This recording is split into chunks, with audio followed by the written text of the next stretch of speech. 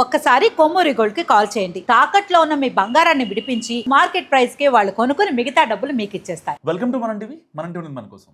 కవిత కొత్త పార్టీకి TRS title ఉంటుందా ఉండదా? ఇప్పటికే ఒకసారి మారిన పేరును మరోసారి మార్చాల్సి వస్తుందా, లేక అలాగే కొనసాగుతుందా? అసలు ఇప్పుడు కొత్తగా ఆ పేరు మార్పు ప్రస్తావన ఎందుకు వచ్చింది? పార్టీని ప్రకటించి యాక్టివిటీస్ జరుగుతున్న టైంలో మ్యాటర్ మళ్ళీ మొదటి రావడం వెనుకున్న రీజన్స్ ఏంటి? కవిత టీఆర్ఎస్ విషయంలో అభ్యంతరం చెప్పింది అసలు ఎవరు? వాళ్ళు ఏమని కంప్లైంట్ రేజ్ చేశారు? టీఆర్ఎస్ తెలంగాణ ఉద్యమానికి ఈ పేరుకు విడదీయరాని బంధం ఉందన్నది ఎవరు కాదనలేని వాస్తవం. అయితే కాలక్రమంలో తెలంగాణ రాష్ట్ర సమితి కాస్త భారత రాష్ట్ర సమితి అయ్యాక మొత్తం ఫీల్ మారిపోయిందన్న అభిప్రాయం చాలామందిలో ఉంది.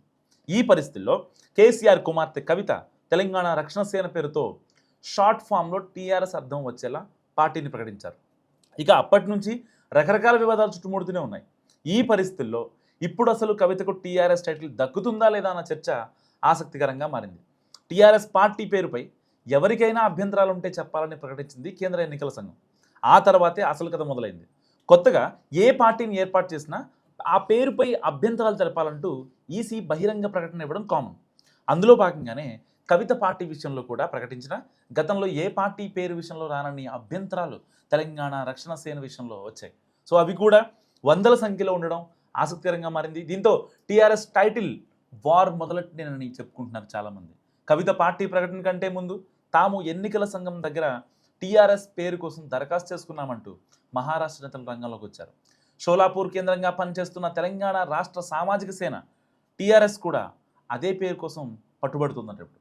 సో మరి కవిత పార్టీ ప్రకటనకు ఒక రోజు ముందే తాము టీఆర్ఎస్ టైటిల్ కోసం కేంద్ర ఎన్నికల సంఘానికి దరఖాస్తు చేసుకున్నాం కాబట్టి ఆ పేరుకు తమకే ఇవ్వాలన్నది షోలాపూర్ నాయకుల వాదన.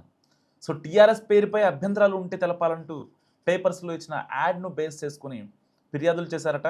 మరోవైపు కవిత పార్టీ పేరుపై తీవ్ర అభ్యంతరం వ్యక్తం చేస్తూ బీఆర్ఎస్ నేతలు కూడా ఎన్నికల సంఘానికి ఫిర్యాదు చేశారు. 14 ఏళ్ల ప్రత్యేక రాష్ట్ర పోరాటంలో టీఆర్ఎస్ అనే పేరు తెలంగాణ సెంటిమెంట్తో ముడిపడి ఉందని బీఆర్ఎస్ నేతలు ఫిర్యాదులు కాపీలు చెప్పారు.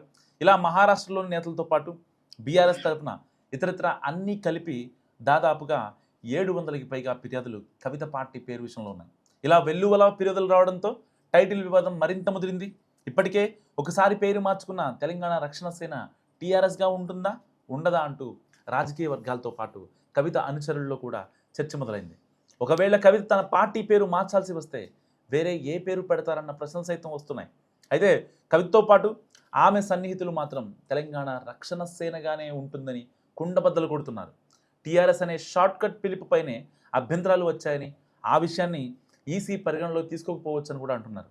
మరి షార్ట్కట్లో ఎవరిష్టం వచ్చినట్టుగా వాళ్ళు పిలుచుకునే అవకాశం ఉంటుంది కాబట్టి తమ తెలంగాణ రక్షణ సేన ఖచ్చితంగా కొనసాగుతుందన్నది వాళ్ళ అభిప్రాయం. మరి కొద్ది రోజుల్లో ఈసీ నుంచి అధికారిక ప్రకటన కూడా రాబోతుందని అంటున్నారు. అయితే టైటిల్ ఉత్కంఠ మాత్రం ఇంకా అలాగే కొనసాగుతుంది. నిజంగా టీఆర్ఎస్ అసలు ఎవరిది? పర్టికులర్గా ఒకరిదేనా కాపీ రైట్స్? మస్ట్ కామెంట్ చేయండి.